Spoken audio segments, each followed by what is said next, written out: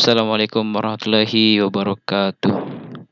Alhamdulillah, salatu wassalamu ala rasulillah wa ala alihi wa sahbihi ajmain amma ba'd. Baiklah, nama saya Ali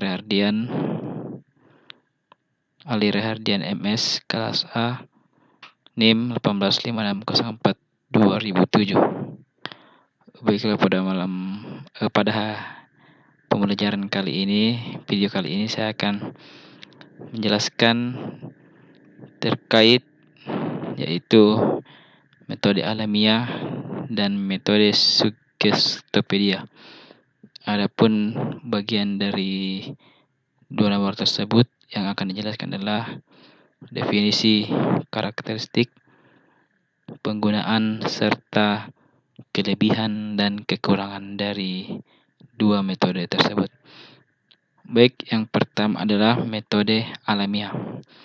Metode alamiah atau natural method disebut demikian karena dalam proses belajar siswa dibawa ke alam, seperti halnya pelajaran bahasa ibu sendiri. Dalam pelaksanaannya, metode ini tidak jauh berbeda dengan metode langsung, di mana guru menyajikan materi pelajaran langsung dalam bahasa asing tanpa diterjemahkan sedikit pun, kecuali dalam hal-hal tertentu di mana kamus dan bahasa anak didik dapat digunakan. Nah, dari sini dapat kami simpulkan bahwa metode alami adalah merupakan metode alami yang natural yang dapat kami peroleh secara alamiah melalui alam seperti bahasa ibu sendiri. Selanjutnya adapun karakteristik metode alamiah.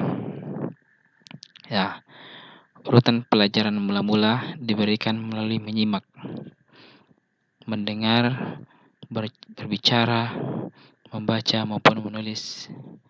Nanti terakhir kemudian gramatikal atau tata bahasa.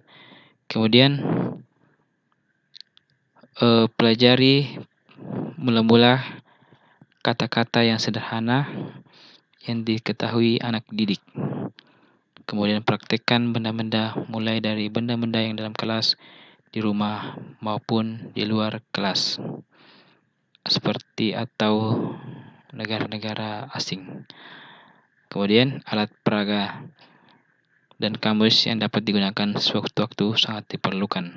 Nah, misalnya menjelaskan dan mengartikan kata-kata sulit dalam bahasa asing, memperbanyak perbenaran kata-kata atau vocabulary sebagai syarat untuk menguasai bahasa asing.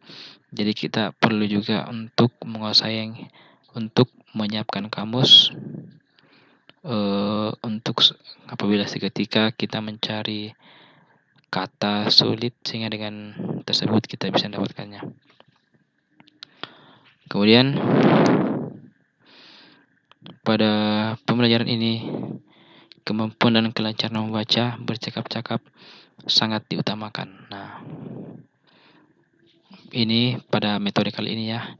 Kemudian menggunakan beberapa pengajar secara berganti, sehingga anak didik mendengar bunyi kata dan kalimat dari orang yang berbeda.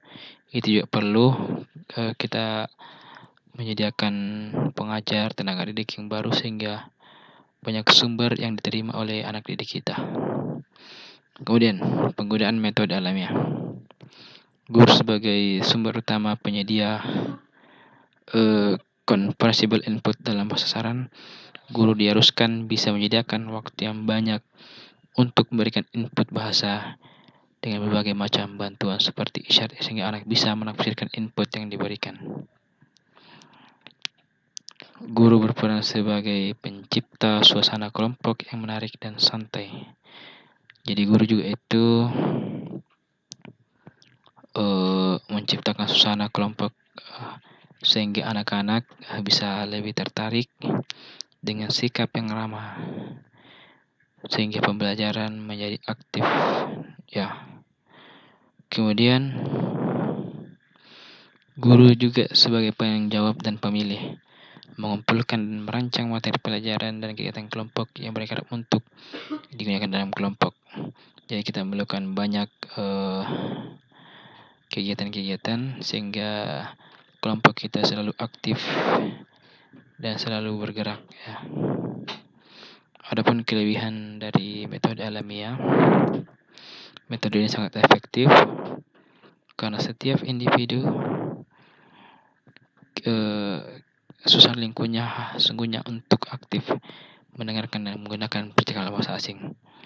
Kemudian pengajaran membaca dan percakapan bahasa asing sangat diutamakan, sedangkan pelajaran gramatikal diajarkan sewaktu-waktu saja. Lanjut, adapun kelemahan, siswa akan merasa kesulitan belajar apabila belum memiliki dasar bahasa asing, terutama pada tingkat-tingkat pemula.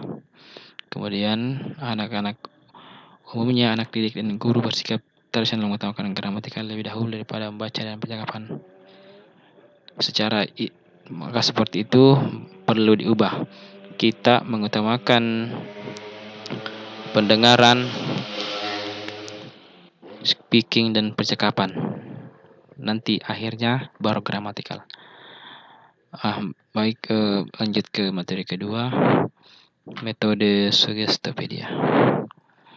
Nah, di sini kita melihat menurut salah satu seorang ahli bahwa Suggestopedia berasal dari kata Latin suggero, sugesti, suggestum yang berarti menempatkan, membisikkan atau memberitahukan secara tidak langsung.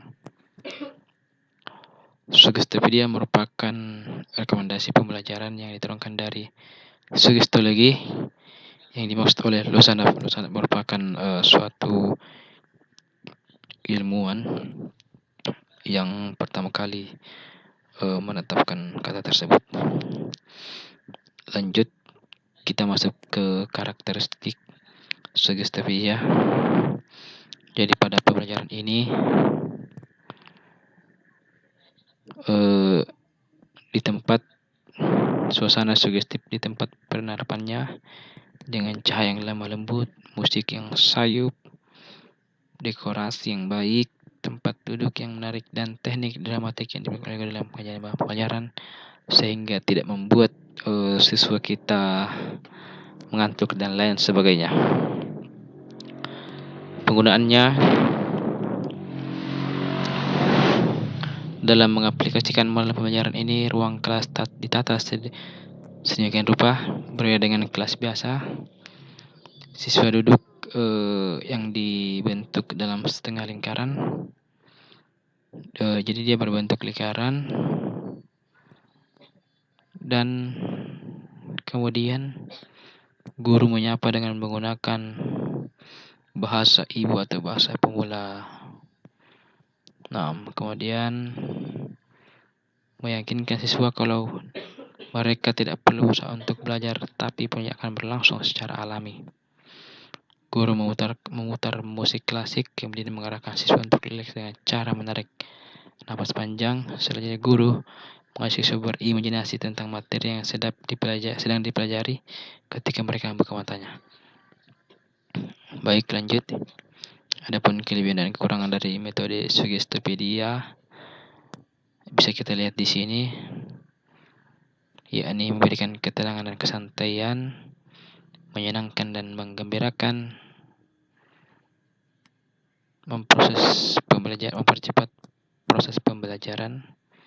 Adapun kekurangannya hanya dapat digunakan baik kelompok kecil, menjengkelkan dan bisa bagi orang-orang yang tidak menyukai hidden pengubah lagu musik lainnya.